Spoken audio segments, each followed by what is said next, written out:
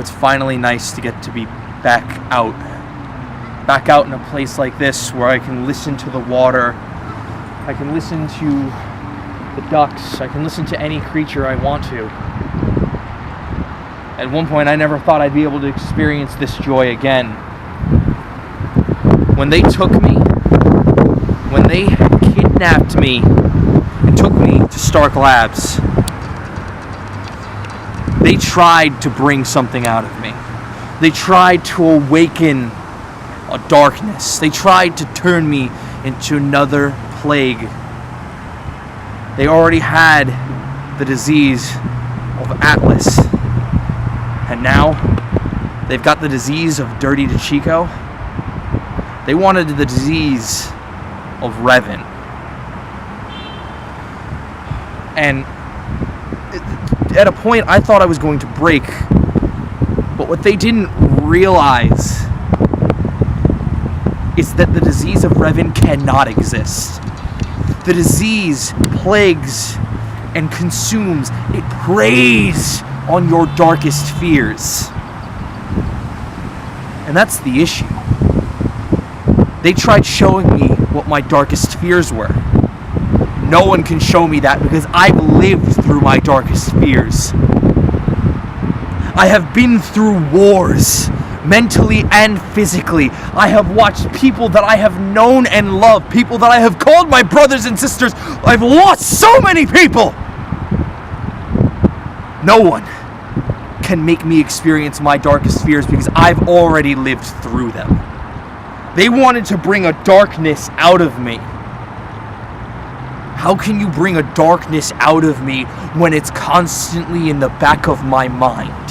When it's always there? When I was rescued from the Stark Asylum, they believed that whatever they had done had unleashed the darkness. They were wrong. Because I wanted them to be lured into a false sense of security. I wanted them to understand that they have no control over me, that I'm the one that played them. I'm the one in control of light and dark. This disease that you have spread everywhere, it's nothing but a joke.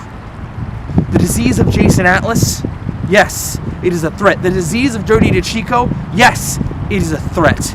But at the same time, they understand that they are in control, not you two. You may think you're calling the shots.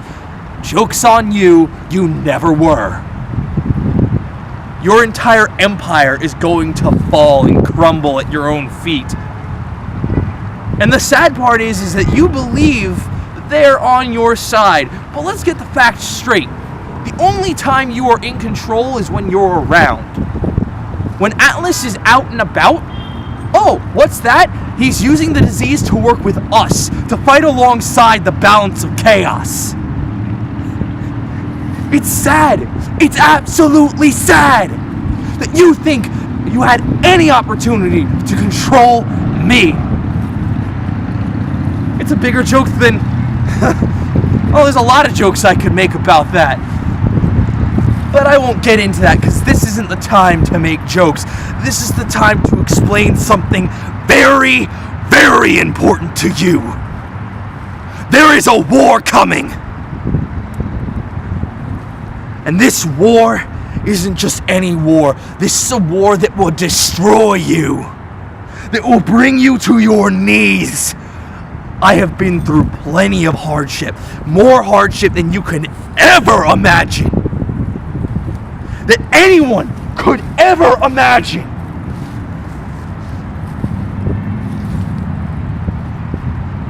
But here's the best part. This is a test for you.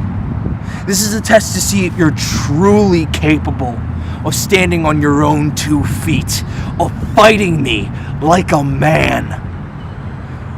Anyone that comes in front of me will be tested, whether or not they have the guts or the gall to face the prodigal knight Revan as a champion or as a coward. There's a certain honor in fighting people.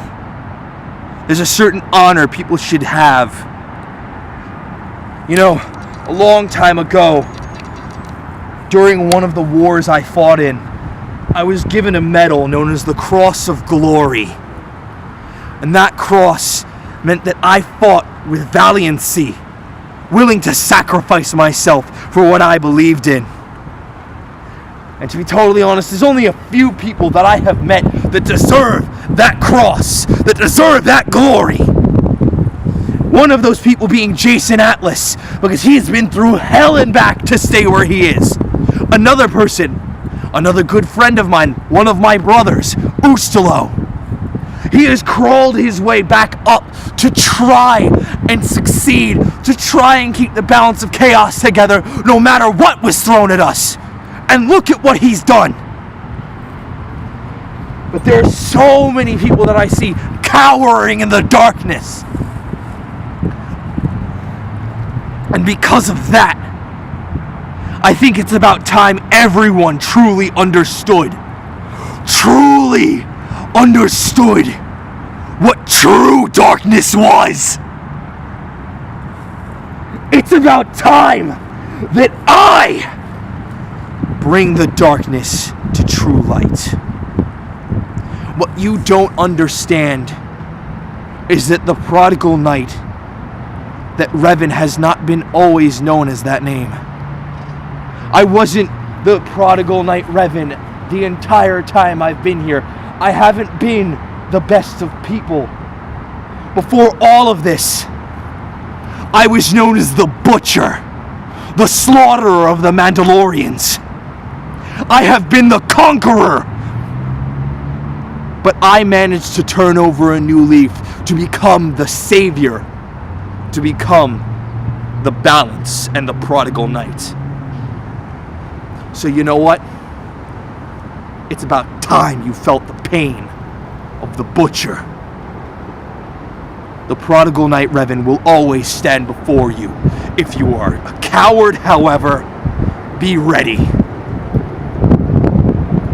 For my judgment is final. And it's quite simple. You have three choices. You can stand in front of me like a man. You can stand at my side and fight along with me. Or you can crawl at my feet as I break you down for standing in my way.